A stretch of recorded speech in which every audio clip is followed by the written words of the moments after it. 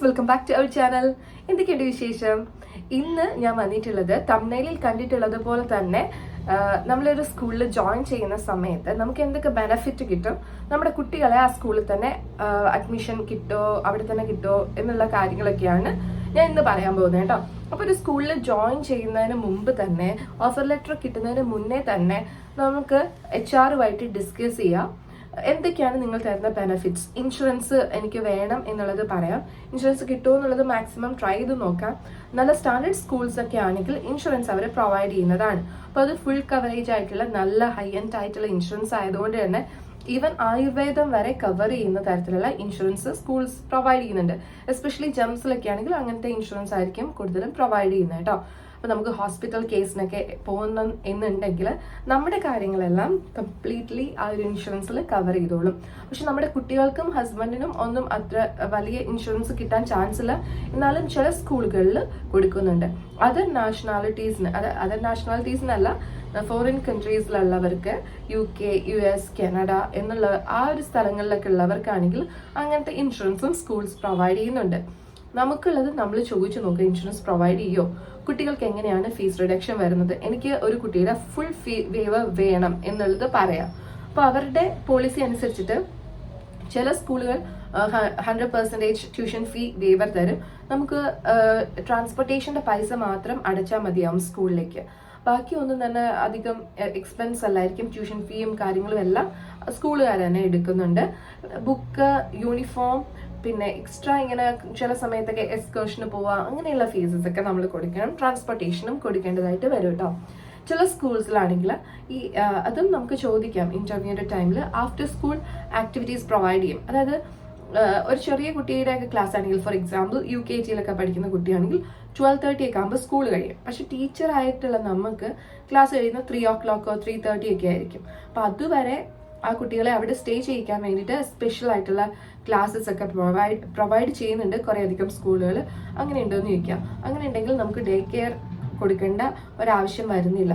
ഇനിയിപ്പോൾ അതില്ലാന്നുണ്ടെങ്കിൽ നമുക്ക് എന്ത് ചെയ്യണം എന്ന് വെച്ച് കഴിഞ്ഞാൽ, ഈ 12:30 കുട്ടികളെ വിടുമ്പോൾ അവർ വേറെ ബസ്സിനായിരിക്കും പോവാം.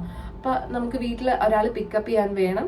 ഇല്ലാത്തവരാണെങ്കിൽ ഡേ കെയർ ഫെസിലിറ്റീസ് നമ്മൾ നോക്കേണ്ടതായിട്ട് വരും കേട്ടോ.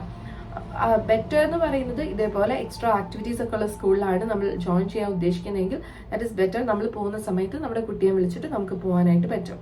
അപ്പൊ ഇങ്ങനത്തെ ഫെസിലിറ്റീസ് ഉണ്ടാവും. പിന്നെ രണ്ടാമത്തെ കുട്ടിക്ക് ചില സ്കൂളിൽ ഫസ്റ്റ് കുട്ടിക്ക് ഫുൾ ഫീ വേവറും സെക്കൻഡ് കുട്ടിക്ക് ഹാഫ് ഫീ വേവറും ആയിരിക്കും ഉണ്ടാവുക. 50% നമ്മൾ അടയ്ക്കണം, 50% സ്കൂൾ എടുക്കും. ഇനി തേർഡ് ഒരു കുട്ടിയാണെങ്കിൽ അതിനും 30%. അങ്ങനെ ഓരോ കുട്ടിക്കും അനുസരിച്ചിട്ട് കുറച്ച് ഫീ വേവറിന്റെ പെർസെൻറ്റേജ് കുറഞ്ഞു വരും. അങ്ങനെയാണ് വരുന്നത്. Okay, I think that is clear. ചില സ്കൂളിൽ അങ്ങനെയല്ല. ചില സ്കൂളിൽ ഫസ്റ്റ് കുട്ടിക്ക് തന്നെ 50% വേവറും സെക്കൻഡ് കുട്ടിക്ക് വരുമ്പോഴത്തേക്കും 30%. അങ്ങനെ വേരി ചെയ്തിരിക്കും ഓരോ സ്കൂളിന്റെ. അത് നമ്മൾ ക്ലിയർ ആയിട്ട് ചോദിച്ച് മനസ്സിലാക്കണം before taking admission. Before taking admission of course. അതുപോലെ തന്നെ നമ്മൾ അപ്പോയിന്റ് ആവുന്നതിന് മുമ്പ് തന്നെ അത് ചോദിച്ച് മനസ്സിലാക്കുക. അപ്പോൾ ഓഫർ ലെറ്ററിൽ അവർക്ക് അതനുസരിച്ച് ഇൻക്ലൂഡ് ചെയ്യാം. പ്രത്യേകിച്ചും ബ്രിട്ടീഷ് സ്കൂളിലും ഇപ്പൊ അമേരിക്കൻ സ്കൂളിലൊക്കെ എടുക്കുവാണെങ്കിൽ ഓരോ ടീച്ചേഴ്സിനും ഡിഫറെന്റ് പാക്കേജും ഡിഫറെന്റ് ആയിട്ടുള്ള ഫെസിലിറ്റീസും കൊടുക്കുന്നതായിട്ട് കാണാം. അത് നമ്മൾ പറയുന്ന അനുസരിച്ചിട്ടാണ് നമുക്ക് തരുന്നത്. ഇപ്പൊ നമ്മൾ അത്ര പ്രഷറൈസ് ചെയ്യുന്നില്ലെങ്കിൽ നമുക്കത് കിട്ടില്ല. ആ രീതിയിലാണ് വരുന്നത്. പിന്നെ ഇത് മാത്രമല്ലാതെ ടിക്കറ്റും മിക്ക സ്കൂളുകളും പ്രൊവൈഡ് ചെയ്യുന്നുണ്ട്.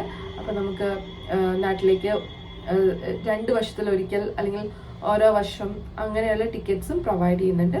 സോ അത് നമ്മൾ നോക്കേണ്ടതായിട്ടുണ്ട്. അപ്പം ബെറ്റർ ആയിട്ടുള്ള സ്കൂളിൽ തന്നെ ജോയിൻ ചെയ്യാനായിട്ട് ശ്രമിക്കാം. ഇനി അഡ്മിഷന്റെ ഇപ്പൊ ഇടയ്ക്ക് വെച്ചിട്ടാണ് നമ്മൾ ജോയിൻ ചെയ്യുന്നത്. അതായത് ഞാനൊരു സെപ്റ്റംബറിലല്ല നവംബർ ഒക്കെ ആകുമ്പോഴാണ് ഞാൻ സ്കൂളിൽ ജോയിൻ ചെയ്യുന്നതെന്ന് വെക്കാം. അപ്പൊ എൻ്റെ കുട്ടി വേറെ സ്കൂളിൽ പഠിച്ചുകൊണ്ടിരിക്കുകയാണ്.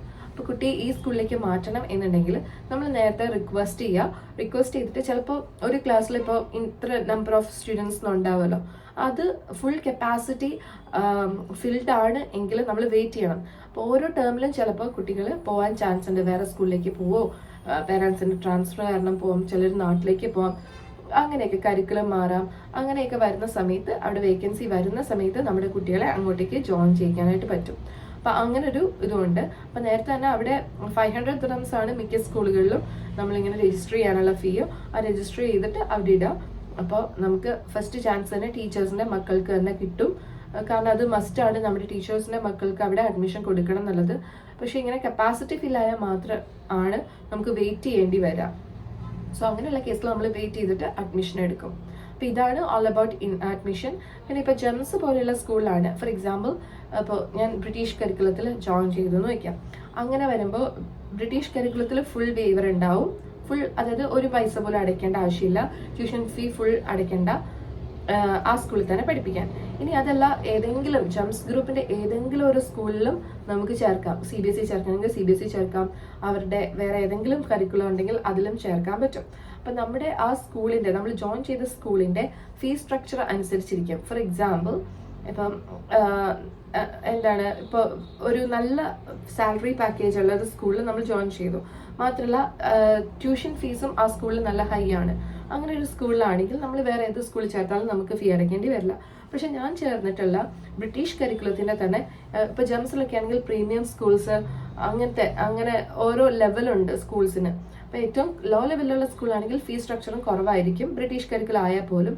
പക്ഷെ ആ സമയത്ത് ഇപ്പോൾ ജംസ് മില്ലേനിയം പോലെയുള്ള എപ്പോഴും ഔട്ട്സ്റ്റാൻഡിങ് കിട്ടുന്ന ഒരു CBSE സ്കൂളിലേക്ക് നമ്മൾ ജോയിൻ ചെയ്യിക്കുന്ന സമയത്ത് നമുക്ക് എക്സ്ട്രാ ഫീസ് അടയ്ക്കേണ്ടതായിട്ട് വരും. കാരണം നമ്മുടെ ഫീസ് സ്ട്രക്ചറും ആ സ്കൂളിന്റെ ഫീസ് സ്ട്രക്ചറും വ്യത്യാസമുണ്ട്. ആ സ്കൂളിന്റെ ഫീസ് സ്ട്രക്ചർ ഈവൻ CBSE ആയാൽ പോലും ഭയങ്കര കൂടുതലാകുമ്പോൾ നമുക്ക് എക്സ്ട്രാ അടയ്ക്കേണ്ടതായിട്ട് വരും. അപ്പൊ അങ്ങനത്തെ ഓപ്പർച്യൂണിറ്റീസും നമുക്ക് കിട്ടുന്നുണ്ട്. അപ്പൊ ഇങ്ങനെയുള്ള കാര്യങ്ങളൊക്കെ നമ്മളൊരു സ്കൂളിൽ ജോയിൻ ചെയ്യുന്നതിന് മുന്നേ തന്നെ HR-ഉമായിട്ട് ഡിസ്കസ് ചെയ്ത് തീരുമാനിക്കേണ്ടതാണ് കേട്ടോ.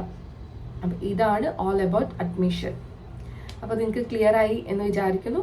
അപ്പൊ ക്ലിയർ ആയിട്ടില്ല, എന്തെങ്കിലും ഡൗട്ട് ഉണ്ട് എങ്കിൽ please do comment below. Okay, see you again. Bye bye.